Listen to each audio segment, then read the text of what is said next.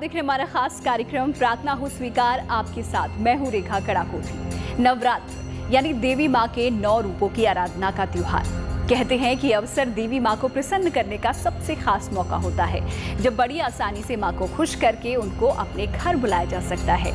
देवी भागवत से लेकर मार्कंडेय पुराण तक शास्त्रों में माता के इन 9 दिनों की पूजा विधान के बारे में बताया गया है। तो चलिए जान लेते हैं कि इस बार का ये त्योहार कौन कौन सी खुशियां लेकर आ रहा है और आपको कैसे करनी है माँ की आराधना। कलश स्थापना का क्या विधान है जो देगा आपके जीवन के हर संकट का समाधान।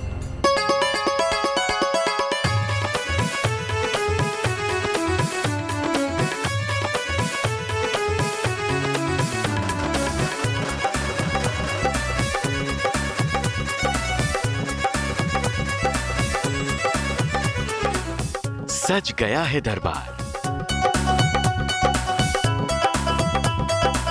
गूंजने लगे हैं जयकारे।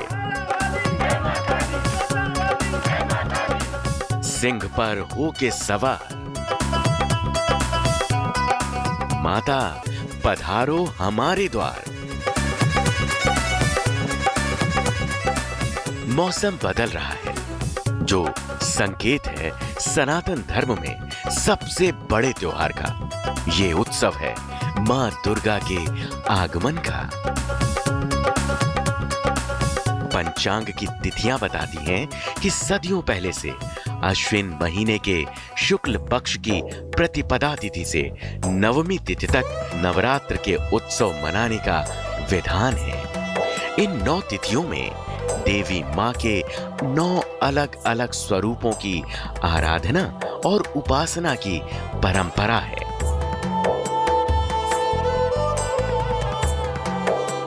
पौराणिक कथा कहती है कि नवरात्र के 9 दिनों का पर्व मनाने के पीछे 2 कारण हैं।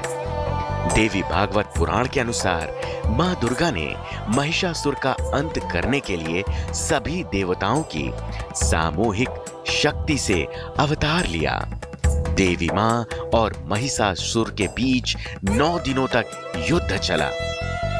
इस युद्ध में माता ने महिषासुर की सेना का अंत करने के लिए अलग अलग अवतार लिए और अंत में युद्ध के 9वें दिन सिंह पर सवार होकर माता रानी ने महिषासुर का संहार किया, साथ ही ब्रह्मांड का उद्धार भी किया। दूसरी कथा रामायण काल की है। मान्यता है कि लंका युद्ध से पहले भगवान श्री राम ने मां शक्ति की उपासना की। 9 दिनों की उपासना में मां के प्रसन्न न होने पर भगवान राम ने अंतिम दिन अपनी आंखों की आहुति देने का प्रण किया, क्योंकि भगवान राम विष्णु अवतारी कमल नयन कहलाते हैं। तब माता प्रसन्न हुई और भगवान राम को विजय श्री का आशीर्वाद दिया। इसके बाद भगवान राम ने रावण का वध किया। ये सितंबर, अक्टूबर, नवंबर के आसपास में जो नवरात्र अपना आता है, ये हम लोगों के शारदीय नवरात्र कहलाते हैं। इसमें मूल रूप से ये भगवान राम से संबंधित जुड़ी हुई कथाएं हैं। तो किस प्रकार से भगवान राम ने कलश स्थापन करके माँ भगवती दुर्गा की पूजा करके और उसके पश्चात उनके आशीर्वाद से रावण के ऊपर में यानी कि बुराई के ऊपर में विजय प्राप्त की थी। तो उसके लिए शैव, शाक्य और वैष्णव 3 तरीके की चीज़ें होती हैं। तो जो शक्ति की उपासना है, माँ भगवती शक्ति का द्योतक है, तो शक्ति की उपासना करके, शक्ति का पूजन करके, उसके पश्चात पूर्णाहुति इत्यादि करके, तो ये 9 दिनों के अंदर अलग अलग प्रकार से इसमें युद्ध हुए हैं। और उसके बाद में 10वें दिन जो है विजयदशमी वाले दिन विजय की प्राप्ति हुई है। तो इस प्रकार से ये कथा मूल रूप से मान करके चलिए आप नवरात्र के पीछे। शास्त्रीय मान्यता है कि इन 9 दिनों के बाद शरद ऋतु की शुरुआत हो जाती है। इसीलिए मौसम के इस संधि काल में व्रत और उपवास करने की परंपरा का पालन होता है, जिसका अपना वैज्ञानिक कारण है। सबसे अच्छा इसमें चीज माना जाता है कि 9 दिन का जो हम उपवास रखते हैं, यानी कि एक समय हम लोग भोजन नहीं करते और बहुत हल्का भोजन करते हैं, गरिष्ठ भोजन नहीं करते, उसका बड़ा भारी वैज्ञानिक एक तरीके से मान करके चलिए सिद्धांत है।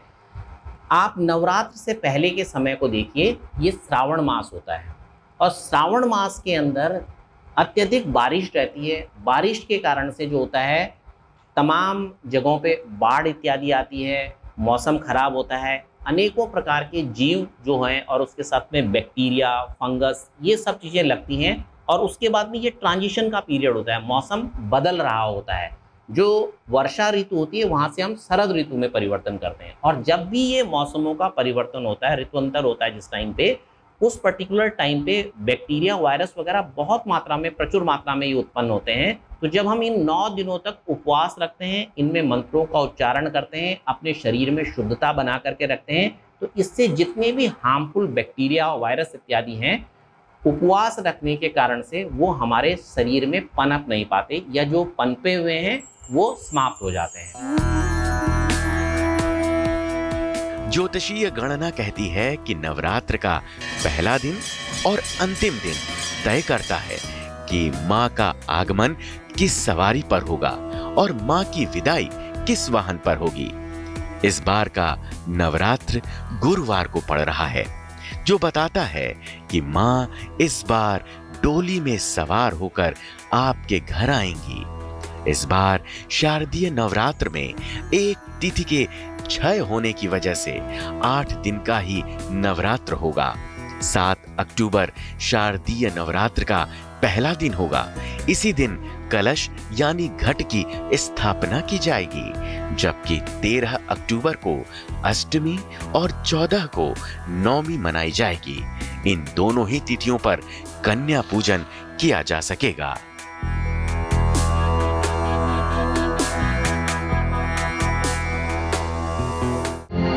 नवरात्र की प्रतिपदा तिथि पहली तिथि होती है। इस दिन कलश स्थापना का शास्त्रीय विधान है। मान्यता है कि अभिजीत मुहूर्त में कलश की स्थापना सर्वाधिक पुण्यकारी होती है और कलश को संपूर्ण ब्रह्मांड का प्रतीक भी माना जाता है, जिसमें सभी देवी देवताओं का वास माना गया है। इसीलिए नवरात्र की प्रतिपदा की तिथि पर कलश स्थापना की विशेष महिमा मानी गई है।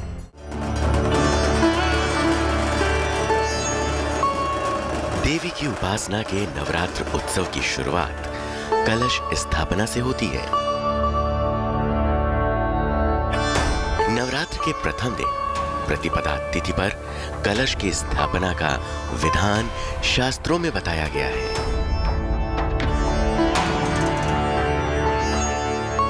कलश स्थापना के साथ ही न केवल नवरात्र का त्योहार शुरू होता है, बल्कि इसी के साथ व्रत का संकल्प भी शुरू हो जाता है।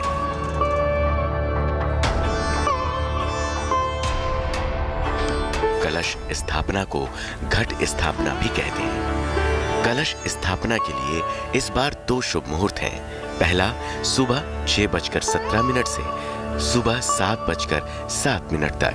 दूसरा अभिजीत मुहूर्त सुबह 11:45 से दोपहर 12:32 तक।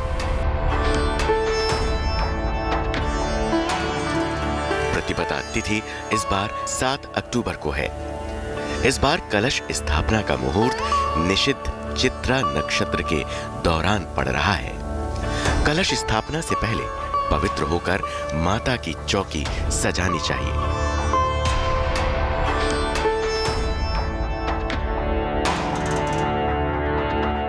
अश्वनी शुक्ल पक्ष की जो प्रतिपदा है, इस दिन हम लोग नवरात्र आरंभ होते हैं। घट स्थापन का इस बार जो मुहूर्त आ रहा है वो 11:53 से लेकर के 12:39 दोपहर तक का है। इसके अंदर हम लोग जो अविजित मुहूर्त होता है उसको श्रेष्ठ मुहूर्त मान करके चलते हैं। तो अविजित मुहूर्त में घट स्थापन किया जाए तो बहुत अच्छा होता है। मिट्टी के साफ कलश को पानी से धुलकर स्वच्छ करना चाहिए और शास्त्रोक्त विधान के साथ कलश को सजाना चाहिए। नारियल रखना चाहिए और कलश में शास्त्रीय वस्तुएं डालनी चाहिए।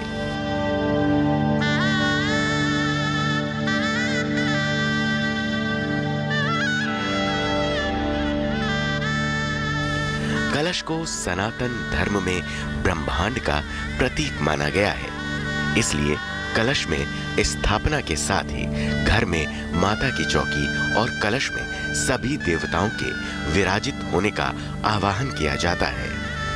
कलश में डाली गई वस्तुएं अलग अलग देवी देवताओं का प्रतीक होती हैं। कलश स्थापना के साथ ही संकल्प 9 दिनों के व्रत का होता है।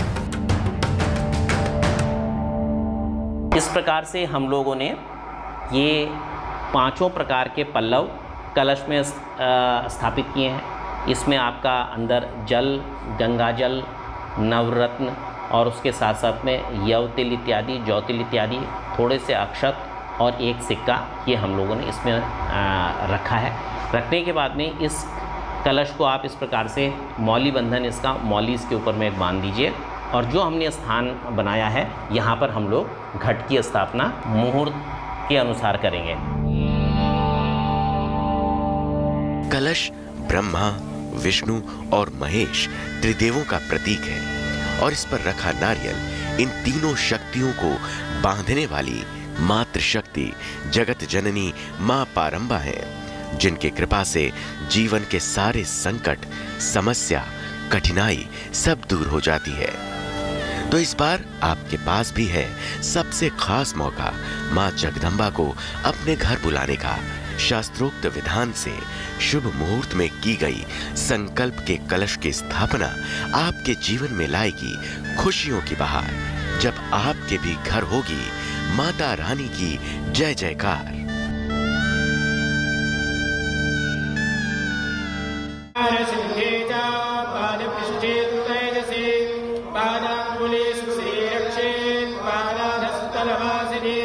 शुरू हो गया मां के 9 दिन का त्योहार।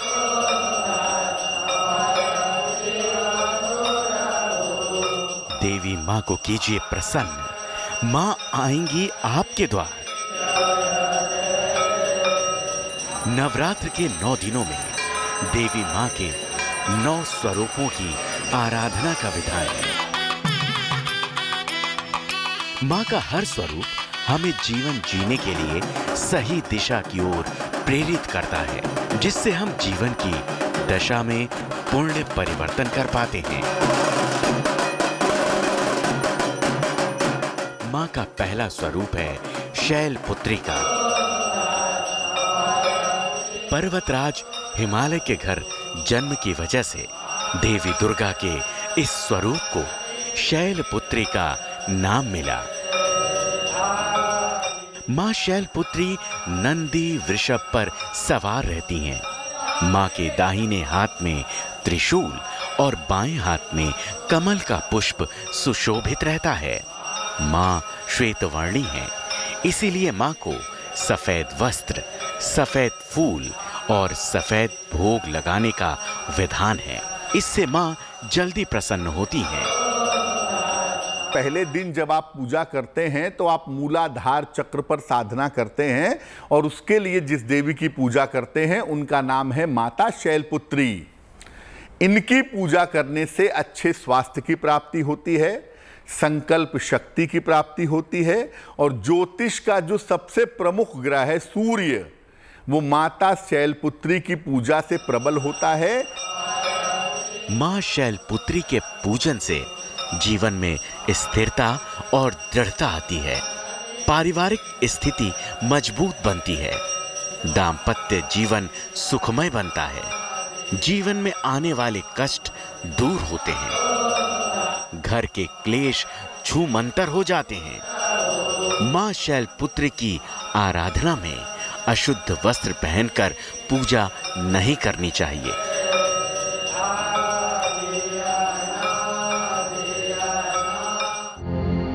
मां के साची दरबार की मान्यता के बाद अब आपको लेकर चलते हैं धर्मसूत्र की ओर।